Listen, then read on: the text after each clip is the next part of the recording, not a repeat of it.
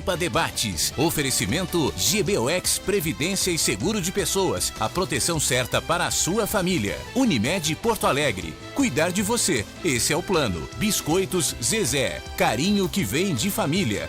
Banrisac Digital. Dinheiro na mão, sem cartão. E Sescope RS. Cooperativismo. A grande força do Rio Grande. Estamos iniciando mais um Pampa Debates, aqui diretamente do Palácio Piratini. Já é uma tradição, essa gravação com o nosso governador, que é o nosso anfitrião. E temos que agradecer aqui de receber a equipe da nossa TV Pampa, receber o Pampa Debates para este bate-papo que visa realmente te levar um pouco do momento atual do governo do Estado para todos os gaúchos. Numa crise bárbara que vive este país, em todos os sentidos, se olharmos do econômico ao político, do institucional até as individualidades parlamentares, não é fácil. E o governador está governando o Rio Grande do Sul em meio a esta balbúrdia nacional toda que vivemos. Graças a Deus, da forma como está Brasília, nós não estamos vivendo este maremoto aqui no Rio Grande do Sul. Claro que a situação não é fácil, a situação é de extrema dificuldade, especialmente pelo aspecto financeiro, mas é por isso que o governador está aqui para a gente ter este bate-papo a três, eu, o senhor e os gaúchos. Obrigado por nos receber, governador.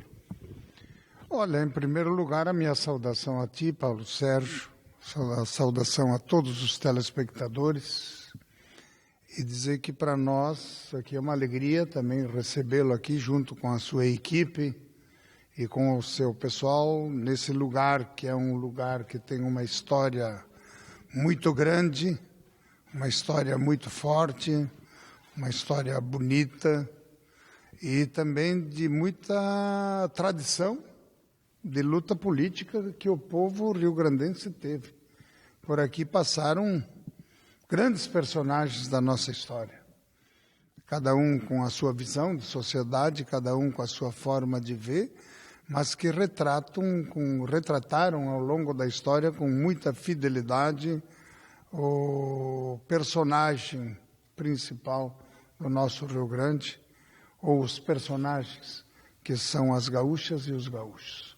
Nós recebê-lo aqui é um momento muito importante e tenho certeza que até esta casa fica diferente, porque a gente consegue mostrá-la para todos os gaúchos e todas as gaúchas. Temos recantos maravilhosos aqui para cenário de televisão, né? Então, agora, nós escolhemos um diferente, que nunca tínhamos ainda mostrado aos gaúchos, que é essa parte da lareira aqui, que é muito bonita.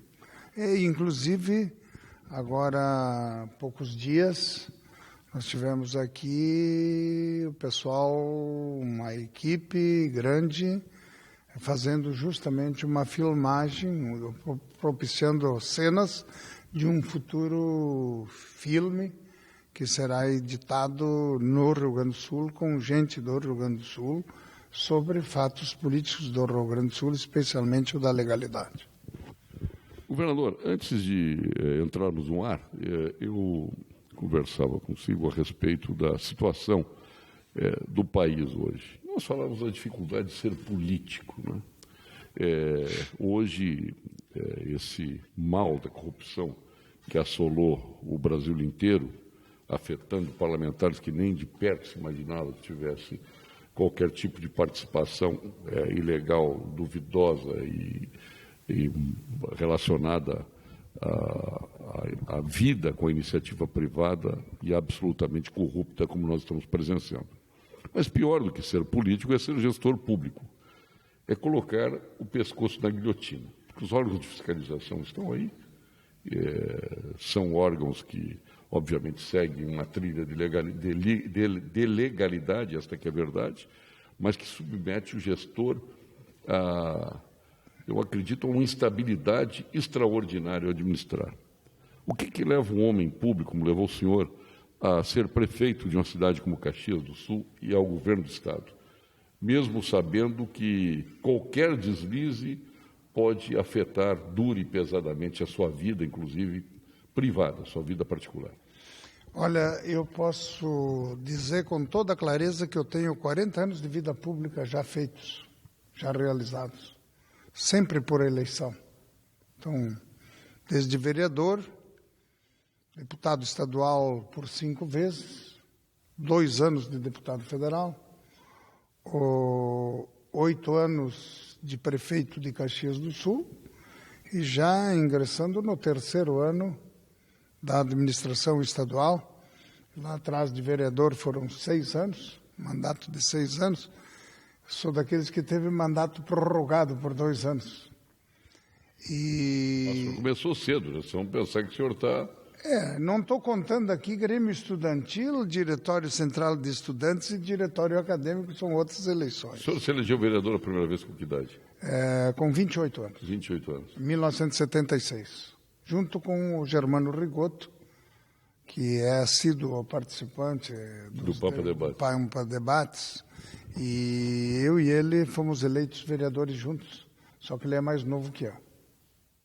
Sou mais velho que ele. E temos percorrido quase que o mesmo caminho ao longo do tempo. Fomos professores juntos, inclusive. Então, eu diria que o que faz a gente entrar? Às vezes você não escolhe. Às vezes você é escolhido também. E tanto é verdade que eu poderia ter concorrido a deputado federal em outras ocasiões. Mas o nosso deputado federal era o Germano Rigoto, em Caxias do Sul. Nunca disputei com ele, só fui concorrer a deputado federal quando o Rigoto, em 2002, foi candidato a governador do Estado. E era preciso e foi necessário que eu me dispusesse a fazer isso. Assumi a Câmara Federal e, posteriormente, fui convocado para concorrer a prefeito em 2004. E nós fomos eleitos naquela oportunidade e tive que renunciar ao mandato de deputado federal, que foi apenas de 2 anos. Então, depois disso, a trajetória na prefeitura, eu pensei que tinha terminado a minha missão, me preparei e até assumi a presidência do partido em Caxias do Sul, mas estava mais preocupado em cuidar da saúde, da família, ficar um pouco em casa, e de repente surgiu a convocação para concorrer a governador, e essa é a questão que está aí. Mas o mais importante de tudo, eu acredito que todos nós devemos repensar a nossa vida. O país precisa ser passado a limpo, custe o que custar, doa em quem doer, mas acredito eu que chegou a hora também de nós repensarmos e refletirmos um pouco sobre a necessidade de termos a criação de novas lideranças no país. Em todos os setores existe uma precariedade, vamos dizer, de quem realmente possa fazer esta travessia ou esta passagem desse momento dramático que o país vive. O país não pode continuar assim sob pena de sossobrar. É a crise econômica, é a crise política, mas tudo isso tem que ser modificado. E como ele vai ser modificado? Uma crise institucional, que não se fala muito sobre ela, mas ela existe. Ela existe, mas nós temos que pensar que as instituições ainda estão funcionando, mesmo que precariamente ou com alguma dificuldade, com muita instabilidade, sim, isso é verdadeiro, tanto no campo político como no campo econômico, mas que nós todos temos que começar a refletir e articular o pensamento. Às vezes eu me pergunto a mim mesmo, e talvez eu faça esta pergunta para todos que estão nos acompanhando. Quem é hoje uma liderança nacional agregadora que pudesse fazer esta passagem ou esta transição do país? Se você olhar para jornalistas, pela imprensa, pelos empresários, ou pelos sindicatos patronais e de trabalhadores, quem poderia cumprir este papel? Ou ainda nos agricultores, vamos dizer, no agro, onde ele é altamente produtivo, é o que sustenta a nossa economia no Rio Grande e no país, nas próprias igrejas, vamos dizer assim. Independentemente de qual missão, ou de qual confissão, ou de qual designação ou crença, independente de qualquer coisa, dificilmente você encontra um papel agregador, como nós tivemos no passado. Uma Associação Brasileira de Imprensa, que tinha um Barbosa Lima Sobrinho, uma Conferência Nacional dos Bispos, que tinha uma agregação muito forte, a Ordem dos Advogados do Brasil. Eu acho que isso está faltando no O senhor, nosso... de propósito, esqueceu militares, aí? Não, porque eu acho que eles tiveram o papel Não, deles. mas não agora, estou dizendo como... Também. Porque nós tivemos generais expressivos, aí, independente da questão de ditadura, Sim. que poderiam, o Lott concorreu democraticamente, Sim. Dutra lá atrás concorreu democraticamente. Né? Então nós tivemos uma série de militares que um dia ambicionaram ser presidente da República por vias de eleições diretas. Né? Eu acho que até isto não foi proposital, mas também nós poderíamos acentuar tantos outros setores, né? Categoria que a gente o mundo fala. científico, o mundo científico, é o mundo acadêmico, é o mundo das universidades, enfim, falta. O que nós temos que preparar e trabalhar é para a criação de lideranças que realmente chamem a atenção do país, porque eu tenho uma preocupação. Se nós não fizermos isso, nós podemos ter uma passagem ou uma transição desse momento difícil e desses desafios que estamos enfrentando hoje, tendo uma superaventura pela frente. Isso não vai ser bom. Se ele é ruim a instabilidade política como está aí, pode ser ruim também a crise e a dificuldade e termos uma superaventura na condução dos destinos brasileiros. Assim, sendo grosseiro, eu acho que as pessoas... E acho, sobre os militares, acho que até os militares, pela experiência que tiveram, pelo que o diálogo que eu tenho, pela conversa que eu tenho, eles dificilmente desejariam uma saída como aconteceu em outra ocasião. Não, mas nem essa foi minha intenção. Nem querem assumir esse papel. Não, nem foi minha intenção, foi a intenção realmente de revelar lideranças. Porque as pessoas hoje, o senhor chama atenção para isso, elas estão encaramujadas, as pessoas parecem tartaruga que esconderam o pescoço e a cabeça.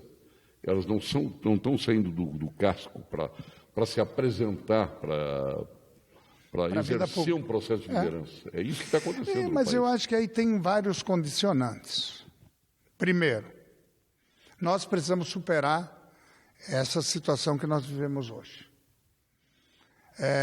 Mas sem fazer uma reforma político-partidária e eleitoral, nós vamos continuar com os velhos vícios, com os velhos problemas e as velhas dificuldades. E velhas soluções não são mais possíveis no mundo moderno que nós temos aqui. Acho que há necessidade, sim, Paulo Sérgio, de reestruturar o encaminhamento da participação da sociedade na hora da eleição. E, para isso, a modernidade ou a modernização do Estado também tem um papel importante. É o que nós conseguimos fazer no Rio Grande do Sul, tomando atitudes, às vezes amargas, mas que sinalizavam para soluções novas para problemas velhos, para problemas antigos. Eu não estou discutindo aqui o Estado mínimo, Estado máximo, né? Eu acho que é aquele Estado que é necessário e que ele seja produtivo para a sociedade e que preste serviços públicos bons e atenda bem, especialmente aquela parte da sociedade que não tem acesso aos mínimos bens fundamentais, né? Por outro lado, que outra questão pode ter? Num caminho de dificuldade como este, nem a União vai superar a crise que ela tem com o desequilíbrio financeiro dos estados e os municípios. Então, é outra questão, é o Pacto Federativo, que tanto foi falado, que tanto se fala, mas nós temos que ter corresponsabilidade entre todos os entes federados, Estado, municípios, com a União, sabendo o que é papel. Eu tive uma experiência na vida que me deram a oportunidade, ganhei uma bolsa de 21 dias na Alemanha para estudar o federalismo alemão. E lá eu vi quanto importante é o município e quanto o município tem valor e ele se apresenta para atender às necessidades da sociedade. A questão regional na Alemanha também é muito bem concebida. Entre todas as prefeituras se escolhe um prefeito que é um técnico para comandar as ações que têm características regionais.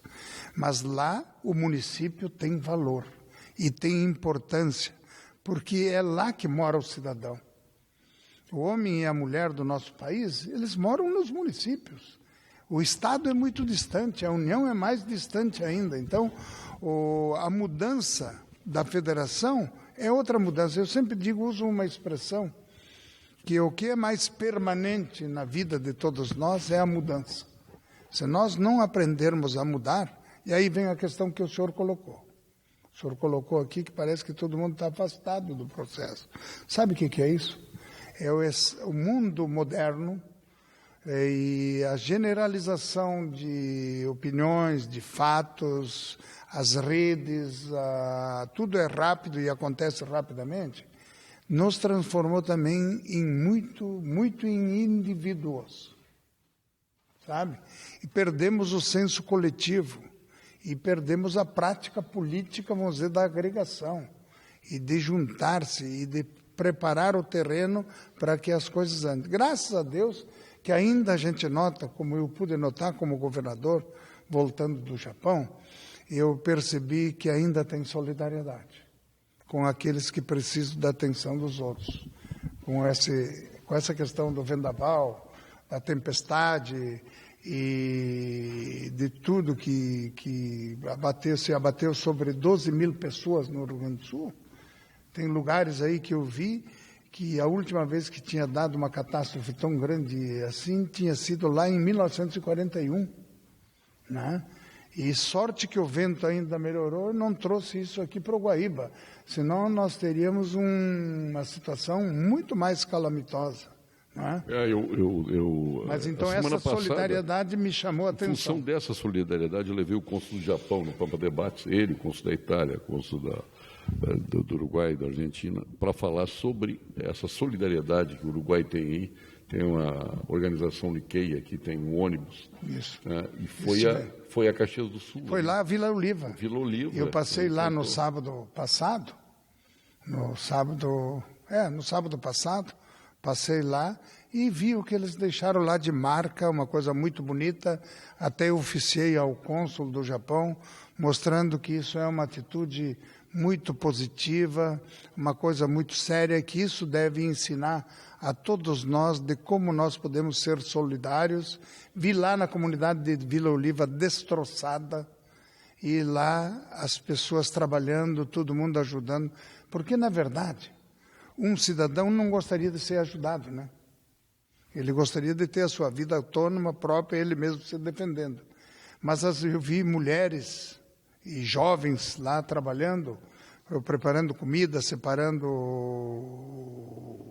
vestimentas, remédios e tudo mais, dizendo o seguinte: não, eu estou aqui ajudando porque é melhor do que ser ajudado. Conselho Regional de Medicina Veterinária do Rio Grande do Sul combate o exercício ilegal da profissão. Se você conhece alguém que não é médico veterinário, dando consultas, fazendo cirurgias ou receitando medicamentos, denuncie. Só um profissional formado e habilitado que pode atender seus animais com segurança e cuidado. O resto é charlatanismo que agride o bem-estar dos animais e a segurança pública. Conselho Regional de Medicina Veterinária do Rio Grande do Sul, responsabilidade e cuidado com a vida. Governador, obviamente que o senhor nos causa, a mim particularmente, tenho certeza que para grande parte da população, admiração, porque o senhor está pensando o Rio Grande no futuro. Coisa que pouca gente pensou. E o senhor não está pensando agora, e não estou dizendo isso em função de campanha que o governo está desenvolvendo, eu estou pensando porque o senhor realmente está fazendo. As pessoas querem resolver o seu problema momentâneo, pensar o futuro, deixar um legado para que outros administrem bem o Estado. Eu raramente vi alguém pensar isso na atividade pública. O senhor está fazendo. E por isso, eu acho que o senhor merece a consideração. Claro que, para fazer isso, o senhor vai enfrentar interesses corporativos, que, aliás, não vai acontecer pacto federativo, não vai acontecer reforma previdenciária adequada, como precisaríamos, reforma trabalhista, como necessitamos. Tributária, porque aí entra a capacidade corporativa, né, que se une nesses momentos para pensar em si, nos seus, e não pensar na sociedade e no país, e aqui, no nosso caso, no Estado. Então, Isso merece realmente uma reflexão e o reconhecimento para quem está fazendo isso. Não estou aqui jogando confete serpentino, você nem precisa disso, né? Eu estou fazendo aqui como dever de reconhecimento dentro daquilo que eu penso em relação ao seu governo. Eu acho que isso merece consideração de todos nós. Olha, eu quero dizer que nós temos muitos defeitos. Até porque quando você quer fazer mudanças, você comete equívocos, comete erros, mas só erra quem procura mudar. Não alterar nada do que estava aí significava não ter uma conduta que fosse aquela que era necessária para todo o Rio Grande do Sul. Então, o senhor também é testemunha, os telespectadores são. Desde o primeiro dia do nosso governo, nós mostramos a realidade financeira do Estado do Rio Grande do Sul. Fomos transparentes e verdadeiros. E fomos mostrar para a sociedade aquilo que era real. No começo, todo mundo achou um pouco engraçado até, uma coisa diferente, mas quando, ao final de 2015, começo de 2016, começaram a aparecer em alguns estados brasileiros os problemas econômico-financeiros, inclusive do país, que só foi aparecer lá pela metade de 2015, não é? Nós já vínhamos fazendo o nosso dever de casa do primeiro dia. E fomos cortando aqui, administrando lá. Uns compreenderam, outros não compreendem até hoje, acham que o Estado é para eles, porque o poder público, muitas vezes, ele esteve voltado para si mesmo. Eu chamo isso de ensimesmamento, quando, na verdade, ele tem que ser para fora, ele tem que ser para a sociedade, para todos. Você tem que fazer as mudanças que são profundamente necessárias. Eu tive sorte também, pessoalmente. Junto com a minha equipe, nós tivemos sorte. Que a Assembleia Legislativa, os deputados, em muitas ocasiões, toparam a parada, enfrentaram a situação e colocaram também aquilo que tem deles mesmo à disposição destas mudanças e dessas transformações. Por exemplo, nós vamos ter agora, no mês de agosto, provavelmente lá pelo dia 21 de agosto, mesmo que a data seja 19, completado um ano já da Lei de Previdência Complementar. Que todos aqueles que entraram a partir dessa data no governo do Estado, do Rio Grande do Sul, todos os servidores que adentraram, eles vão se aposentar pelo teto da Previdência Nacional. Quem quiser vai ter que contribuir, portanto, de outra forma para chegar a isso. Agora, se vamos completar um ano, isso quer dizer o seguinte, que para equilibrar a Previdência do Rio Grande do Sul, nós vamos levar mais de 25 anos para que isto esteja ajustado. E ainda hoje via uma interpretação jurídica de que impede a mudança do teto da Previdência dada pelo IP acima de R$30 mil. Quer dizer, quando é que nós vamos mudar isso? Então, existe um trabalho que é de todos. Então, a Previdência Complementar hoje, ao completar um ano, em agosto, nós temos aí já o apoio da Assembleia Legislativa, que já aderiu a este Fundo de Previdência, o Ministério Público Gaúcho, a Defensoria Pública e o Tribunal de Contas do Estado do Rio Grande do Sul. Né?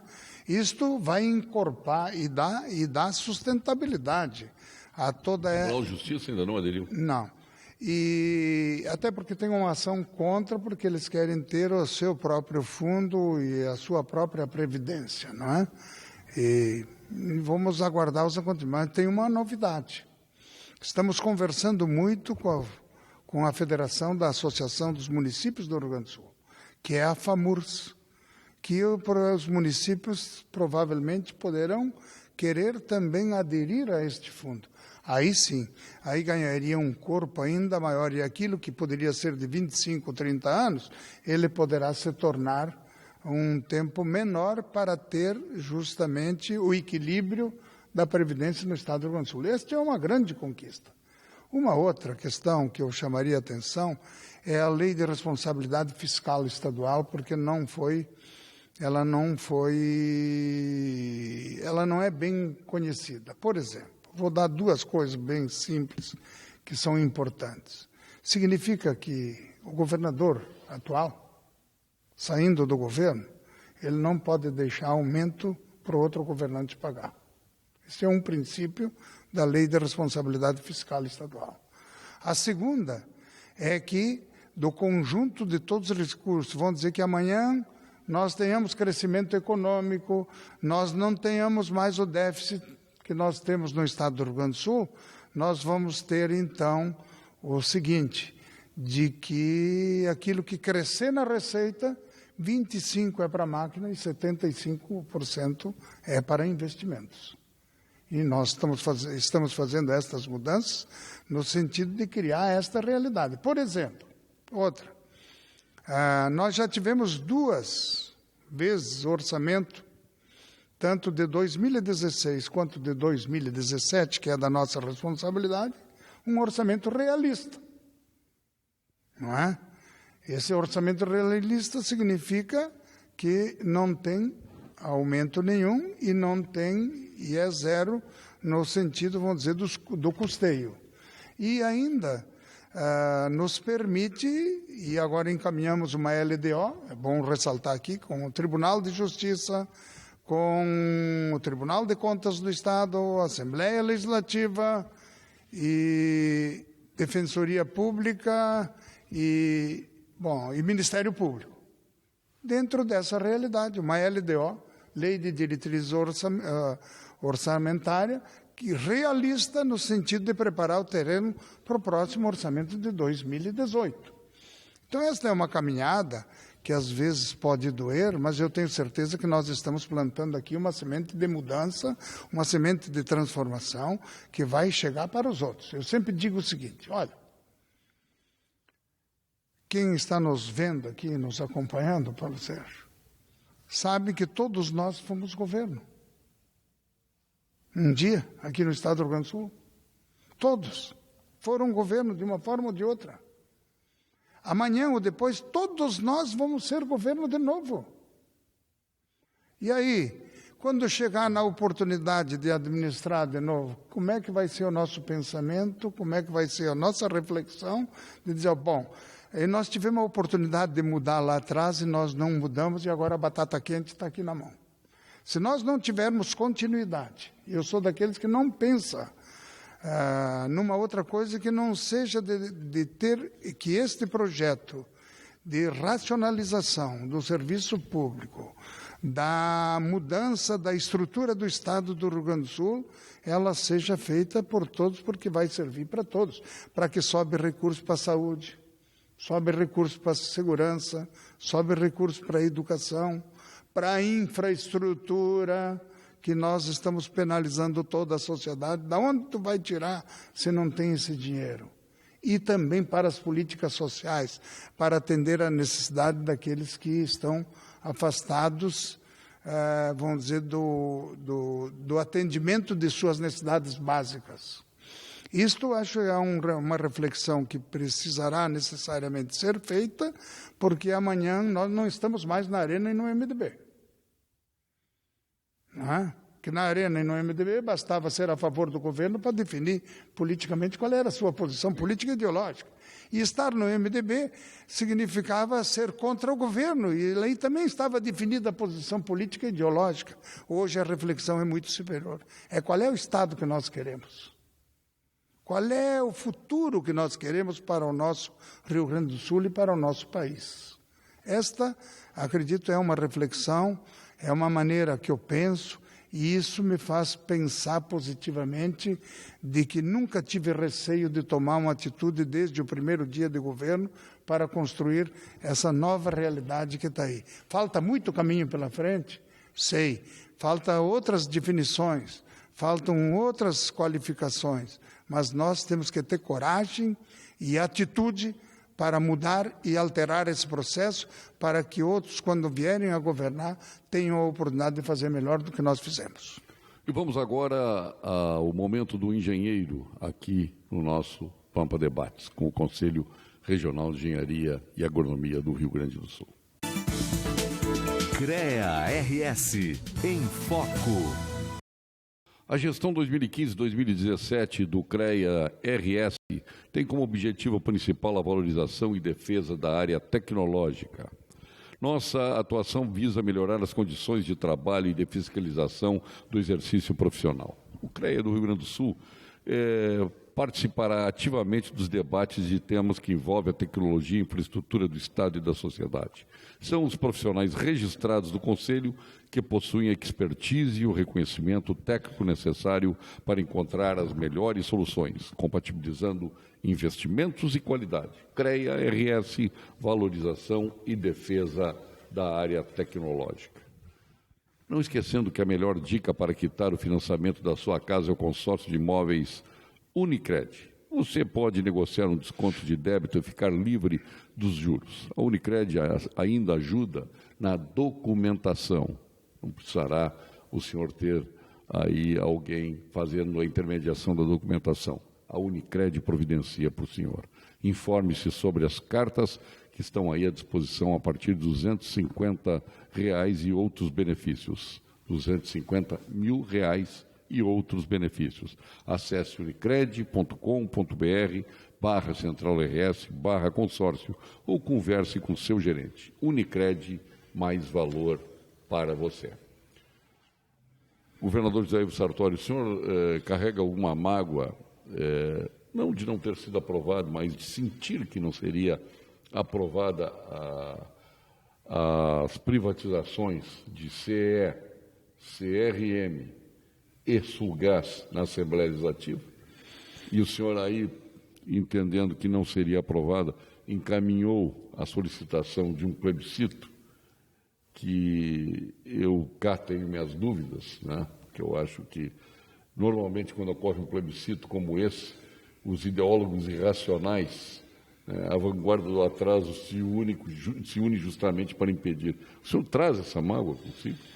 Não, porque nós concebemos, e quando enviamos para a Assembleia Legislativa a retirada do plebiscito da Constituição para transformar em ativo, seja federalizado ou privatizado, porque existe uma questão constitucional, está incluído na Constituição. A Constituição diz que tem que haver o plebiscito. Eu não vou guardar mágoa, porque eu já fui parlamentar também e sei que lado me coloquei e de que forma. Muitas vezes votou errado. Eu posso ter. Agora o senhor sentiu isso? Decisões lá atrás que lhe prejudicaram hoje na gestão? Mas tem certas coisas que, às vezes, você não olha apenas para esse aspecto. Você tem que olhar para o aspecto como um todo. Eu, por exemplo, muitas atitudes eu tomei na Assembleia que eu nunca tive medo de perder voto. E eu não ficava encarcerado por causa do voto.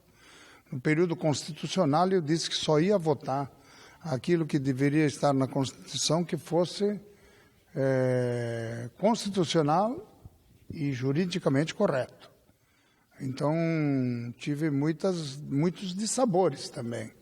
Por exemplo, não ter votado a favor da emancipação de um município por disposição transitória me custou muito caro. Não é? Então, são coisas assim que às vezes acontecem. E também colocar coisas na Constituição que não existem. Então, nós encaminhamos esse pedido para não ter. E conseguimos uma. A da CESA, por exemplo, a Assembleia nos deu a possibilidade, e tanto é verdade que hoje muitas coisas da CESA estão sendo encaminhadas diferentemente, porque, inclusive, o próprio BRDE, que era uma dívida grande que a CESA tinha, uma unidade dela, o BRDE conseguiu vender e foi ressarcido das despesas que o BRDE tinha a receber da CESA. Evidentemente que nós temos organizações que têm na estrutura do Estado do Rio Grande do Sul um passivo, seja ele trabalhista ou outras coisas, que vão além de tudo. Por que nós pedimos isso? É o caso da CE. Porque amanhã ou depois você poderá até perder a concessão. E aí eu me pergunto, será? É o maior ativo que o Estado tem. Será que ainda? Da energia elétrica. Será que ainda é papel do Estado, por exemplo, fazer mineração de carvão? Será que é papel do Estado distribuir gás? Será que é papel do Estado produzir energia? Numa outra época pode ter sido. Mas hoje nós temos outras condições, outras formas e outras maneiras e outras situações. Foi por isso que eu acho que o mais difícil, eu não discuto o papel que o Poder Legislativo tem pela frente. Ele faz aquilo que ele acha melhor. Enquanto poder, eu não posso me intrometer na vida deles. Eu só não queria que fosse sonegado o direito da população escolher o que ela achava mais certo para o Estado do Rio Grande do Sul. Acho que o direito ao voto, o direito à manifestação popular e impedir que a população vote, isso é uma questão que a mim não me agrada, não é? E por isso que todas as vezes, tanto é verdade que nós chegamos a esta conclusão, e tem gente que reclama, que diz, por que só estas? Por que não outros? Não é? Porque nós fizemos estudo minucioso, dedicado, com os nossos técnicos, com a nossa gente, buscando ajuda em outros locais, em outras situações, e abrimos a oportunidade para que isso acontecesse. Agora, vamos ver o que acontece. Alguns dizem, mas por que demorou tanto? Demorou porque as coisas não estavam prontas. Nós tínhamos que fazer isso. Alguns dizem que não tinha informação. Ora, todos os secretários, os dirigentes deram todas as explicações possíveis em muitas, mas muitas audiências públicas, tanto na Assembleia como no interior e em outros locais. Isso sempre foi explicado, tornado público democraticamente, com o papel que a gente tem. Então, eu não fico chateado, de jeito nenhum, não me cabe ter esse papel. Me cabe ser superior e continuar insistindo no mesmo caminho e, com certeza, vamos tomar outras posições. O que julgo que a população do Rio Grande do Sul deseja é que nós possamos construir um futuro diferente. Vamos dizer, mesmo com todas as dificuldades, com toda a situação que nós vivemos, nós fizemos um orçamento para 2017, que está em execução, um único setor que teve o percentual aumentado, que é o da segurança. E olha que todo mundo chama atenção para isso. É o que todo mundo deseja, todo mundo quer. Se fala em prioridades, mas se tiver prioridade número 1, essa é a prioridade número 1. Então, nós vamos chegar no final deste ano, mesmo com todas as dificuldades, praticamente colocando em torno de 4.000 novos efetivos na segurança pública, entre a Polícia Civil, a Polícia Militar, a SUSEP e o IGP, que é menor, né? Mas que tem também a sua parte. Outra, nós estamos pagando, até agora, excluindo o mês de maio, que já teve um novo percentual de aumento. Os únicos servidores que receberam aumento foram da área de segurança. Da segurança que eu digo, menos o IGP, que dá nada mais e nada menos até maio, 31% de reajuste que foi dado nesses 2 anos e 5 meses. E temos novos presídios aí à vista também. E vai chegar ao final de 2018, nós vamos chegar a um reajuste que poderá chegar perto de 60% de reajuste para a área da segurança. Então, por isso que tem um pouco de calma na área, e os presídios têm 2 coisas positivas. 3, aliás, permita-me dizer.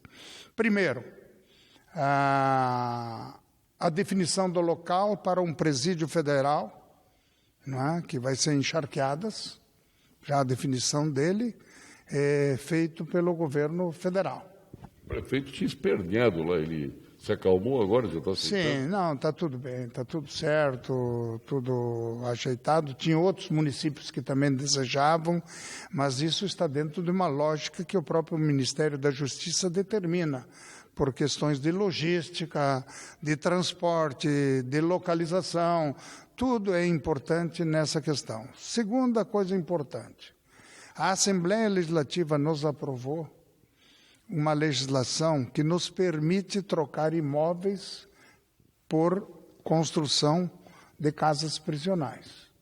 É o caso da FDRH, é o caso, por exemplo, que está a caminho aí de Bento Gonçalves, para retirar uma casa prisional que está no centro da cidade, com um outro local, e vamos fazendo esse trabalho e deveremos chegar, acredito eu, ao final de 2018, se tudo correr bem, chegarmos a 6.000 novas vagas prisionais, que é onde todo mundo reclama que falta espaço, que falta lugar, falta tudo.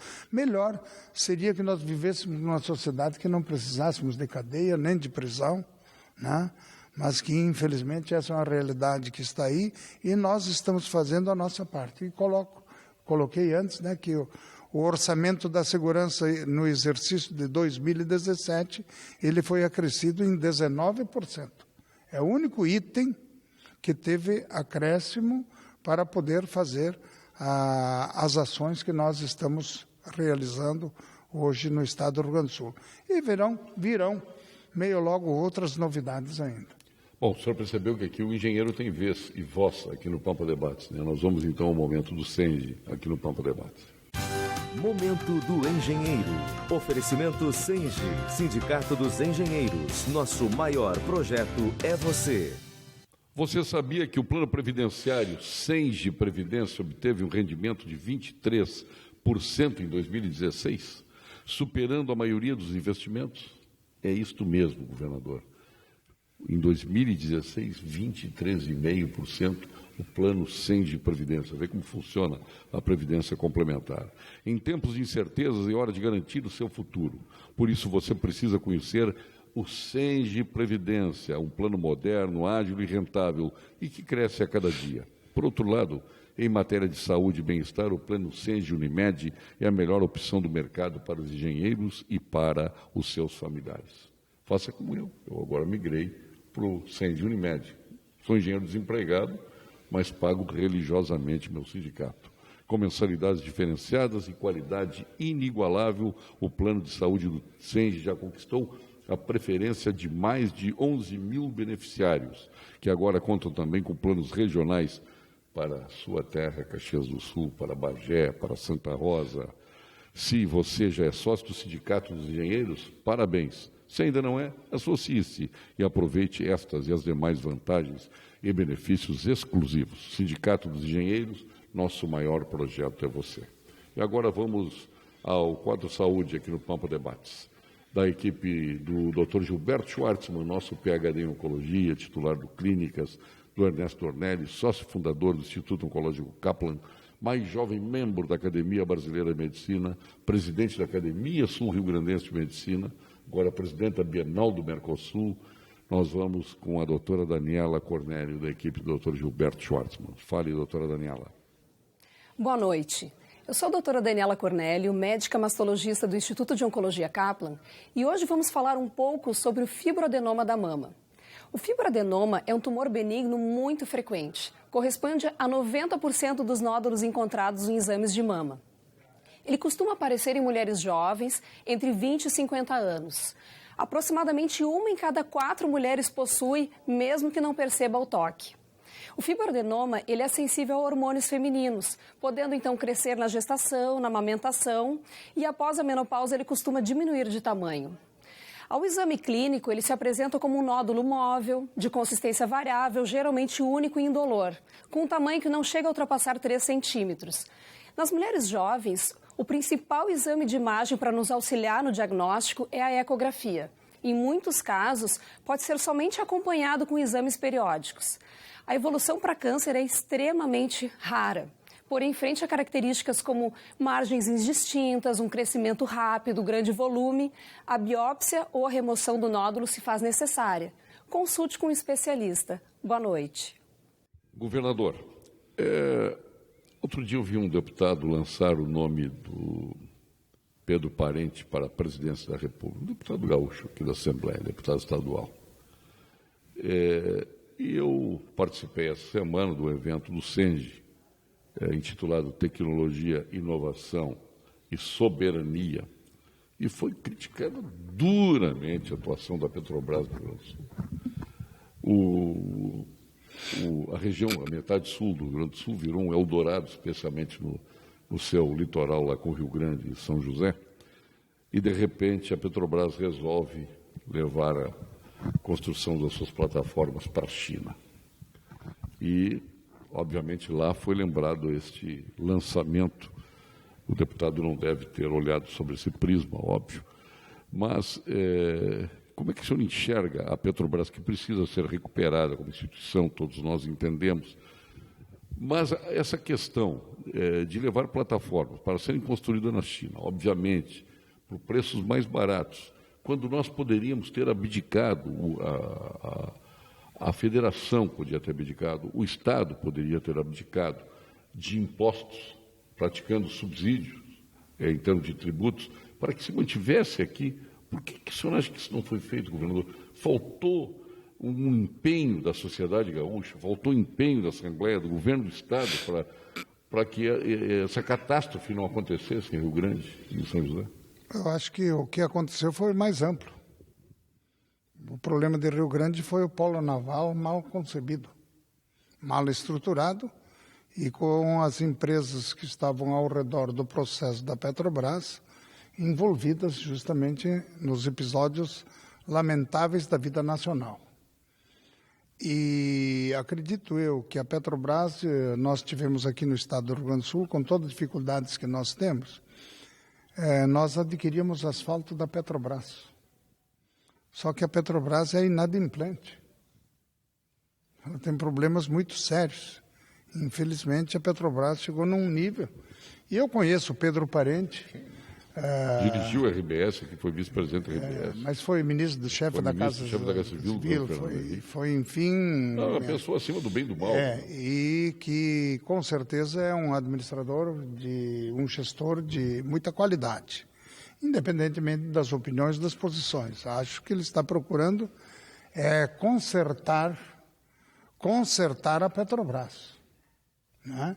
Ou dar a ela um novo caminho, uma nova realidade. Quanto à questão de Rio Grande, pessoalmente nós nos mobilizamos todos aqui, eu recebi a todos aqui, estive no Ministério em 2, 3 oportunidades, junto com todas as lideranças de Rio Grande, para justamente tentar manter pelo menos algumas ações, porque eu sempre digo o seguinte, olha, tem 2 lugares que são emblemáticos da vida nossa, gaúcha aqui, do Rio Grande do Sul, sem puxar a brasa para o meu assado, mas eu digo que o Polo Metal Mecânico de Caxias do Sul é um símbolo.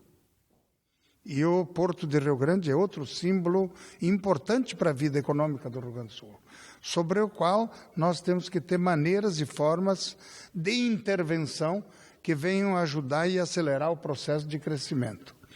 Acredito eu que esta caminhada depende muito do que vai ser.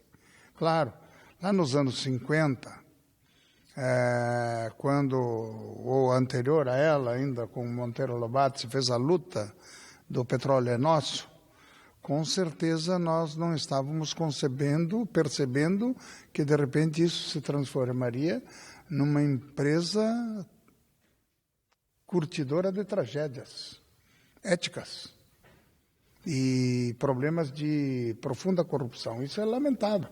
Mas um dia tem que ter correção. Um dia tem que encontrar outro caminho. Então nós, por exemplo, tínhamos que adquirir asfalto, com toda a dificuldade que nós temos aqui, não conseguimos adquirir mais da Petrobras porque ela se tornou inadimplente. Ela não consegue fornecer. Então nós tivemos que participar e uma das sucessoras da antiga Ipiranga é que agora começou, nesta semana começamos a adquirir o asfalto para fazer os remendos que precisam ser feitos, os tapa-buracos, acertar as dificuldades que estão aí. O secretário Pedro Westphalen já apresentou de todas as 17 regionais as dificuldades existentes, mas mesmo assim nós conseguimos fazer a recuperação de em torno de 1.600 quilômetros de rodovias. E alguns com o CREMA, que já estão, por exemplo, o CREMA Serra, que praticamente está concluído, o CREMA Santa Maria, que não sei se começou, o CREMA Passo Fundo, Cruz Alta, Passo Fundo, Palmeira das Missões, e estes cremas são aqueles que são ainda originários de governos passados, empréstimos e financiamentos, e que permitem, o crema é aquele que você não faz apenas a recuperação da rodovia ou faz um novo asfalto.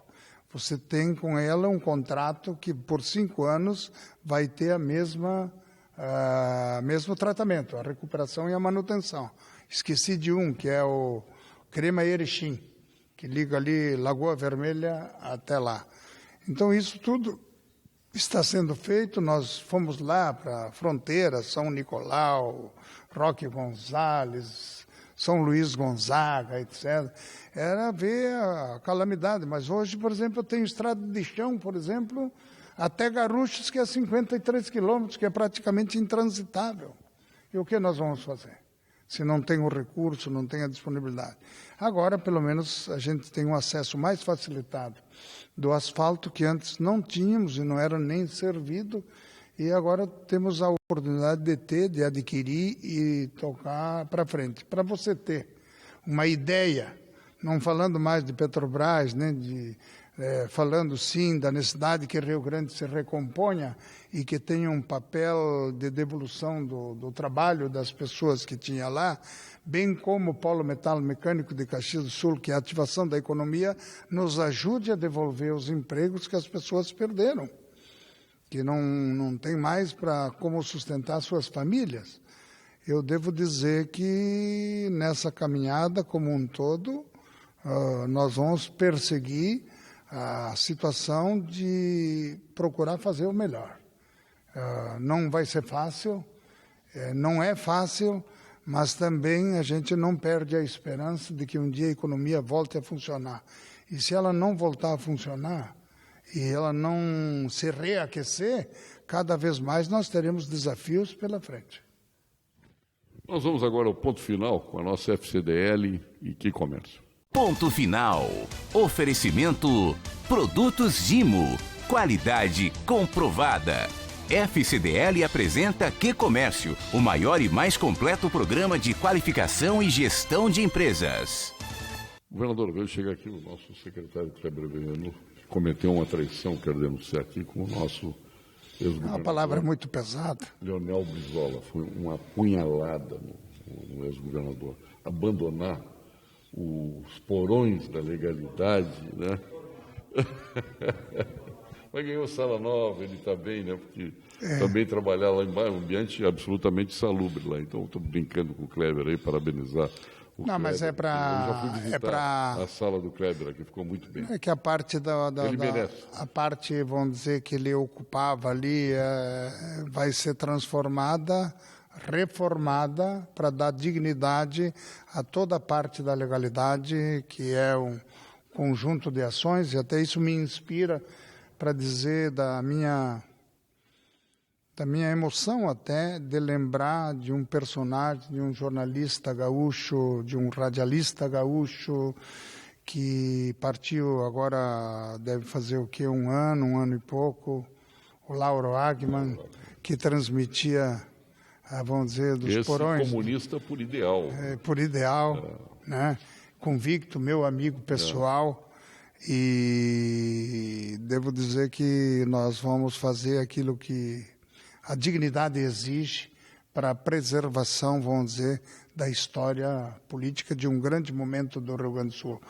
Porque tem muitos que às vezes discutem a legalidade como se fosse uma coisa de um partido ou de uma organização. Não.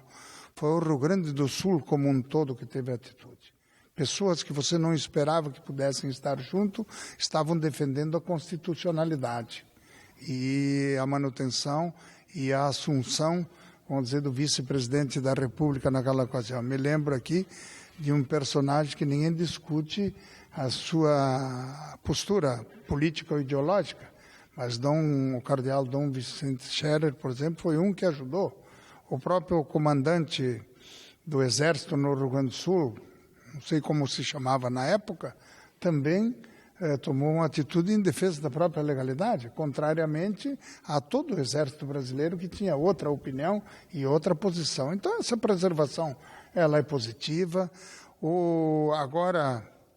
Agora, nesses dias ainda, eu recebi a visita de umas irmãs, freiras, e uma delas perguntou aonde ficava a tal de sala da legalidade, onde se transmitia pelo rádio. e uma delas se emocionou profundamente, porque isso faz parte da vida do Rio Grande do Sul. Isso não pode ser patrimônio de um ou de outro. Isso é um patrimônio da história política. E do Rádio Gaúcho. Do Rádio Gaúcho. Talvez você pode ter dificuldades em relação à postura de um ou de outro, mas são essas lideranças que eu dizia lá no começo do nosso programa, que estão faltando hoje no país. Alguém que agregue, alguém que junte, alguém que tenha até diferente. Por exemplo, vamos dizer, eu nunca fui fã de Antônio Carlos Magalhães, mas ninguém pode dizer que ele não era uma liderança. Sim.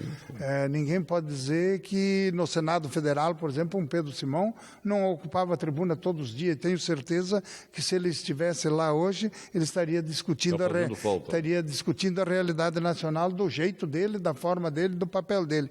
Hoje você não vê ninguém discutindo a situação nacional.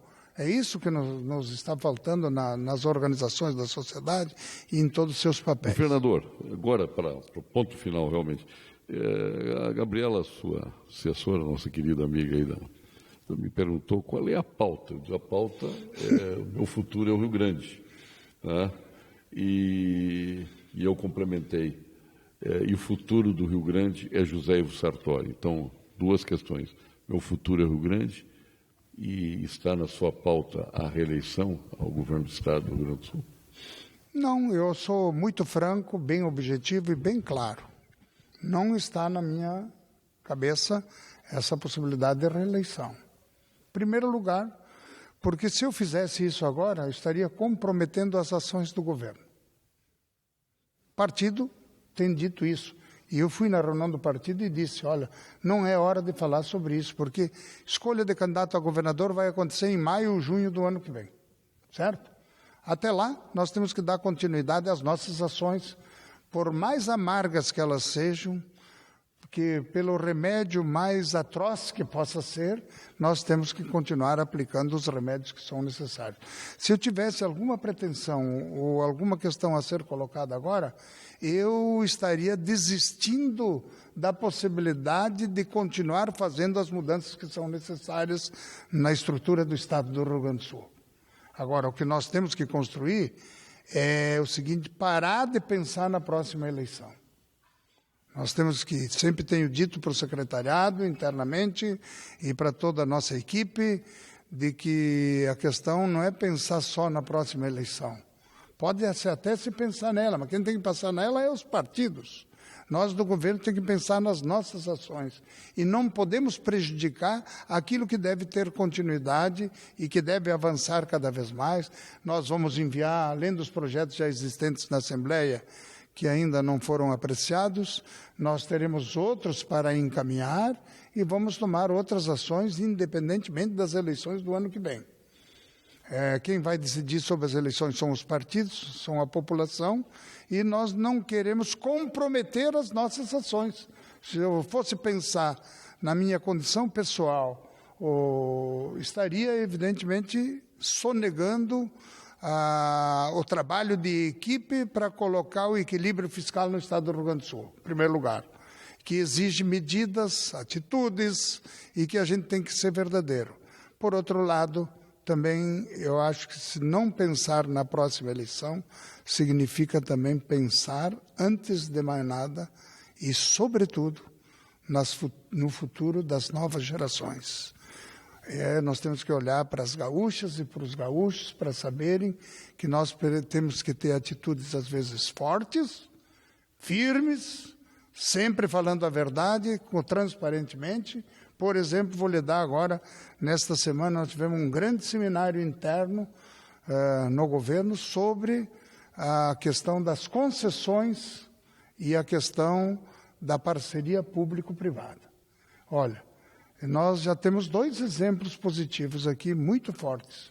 Um é a recuperação do Porto de Pelotas pela celulose rio-grandense e o transporte de toras até Guaíba por barca.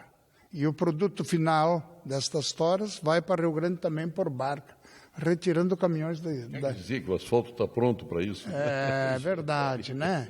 Está pronto para isso aí. Outra questão, a parceria público-privada com a Braskem, no caso, que deu e dá condições hoje de nós termos o segundo terminal, o porto de Santa Clara, né? Que é de transporte por contêineres, é o segundo do país. Isso, às vezes, não é conhecido, não se sabe ou não se entende. Até porque isso foi feito pela iniciativa privada. Não é porque o Estado não tem recurso para apresentar numa parceria público-privada. E para tu ter crescimento, tu precisa ter concessões. Então, eu quero cumprimentar o pessoal da KPMG, que veio aqui, está trabalhando conosco, estamos fazendo a modelagem de todas as concessões, temos vencido muitas burocracias, seja no meio ambiente, que é onde o licenciamento hoje é muito mais facilitado. Temos vencido também outras, que é a questão da junta comercial digital, que também é um passo importante para quem deseja ter um novo empreendimento. E também trabalhamos muito na busca de investimentos para o Rio Grande do Sul, porque esta é a maneira de fortalecer o crescimento e o futuro do Rio Grande. Que é o verdadeiro pacto, né? Tudo pelo futuro do Rio Grande. Tudo pelo futuro do Rio Grande. Mas, de novo, fica o meu registro aqui, para o senhor estar pensando assim e abdicando de tantas coisas exatamente para pensar o futuro do Rio Grande. E eu acho que esse é o seu mérito. E também sublinhei essa questão da reeleição, né, para mostrar que alguém que não está pensando em reeleição, só alguém que não está pensando em reeleição poderia estar fazendo o que o senhor está fazendo. É verdade. Enfrentando corporativismos e tudo mais. Nós não podemos comprometer as ações do governo apenas pelo processo eleitoral. Perfeito. Governador, grande abraço. O senhor sabe, sempre um prazer tê-lo aqui diante das câmeras da TV Pampa, do Pampa Debates. O senhor sabe que essa é a sua casa, esses são seus microfones. O senhor é governador de todos os gaúchos. E o senhor está falando agora para 106 retransmissoras, para 4 geradoras de televisão em todo o estado. Está falando aí com quase 90% da população do Rio Grande. Sucesso, governador. Seu sucesso é o nosso, óbvio. Evidente. Eu vou terminar com uma frase do Ulisses Guimarães. O sucesso só vem antes do trabalho no dicionário. Perfeito. Grande abraço. Um abraço para todos, minha saudação a todo mundo. Um prazer imenso ter estado com o senhor aqui, poder levar a sua palavra aos gaúchos de todas as querências. Obrigado, boa noite, até amanhã com mais um Pampa Debates.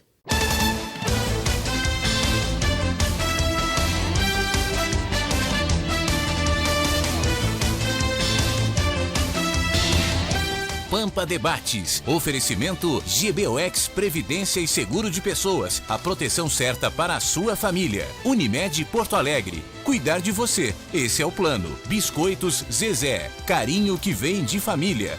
Banrisac Digital. Dinheiro na mão, sem cartão. E Sescope RS. Cooperativismo. A grande força do Rio Grande.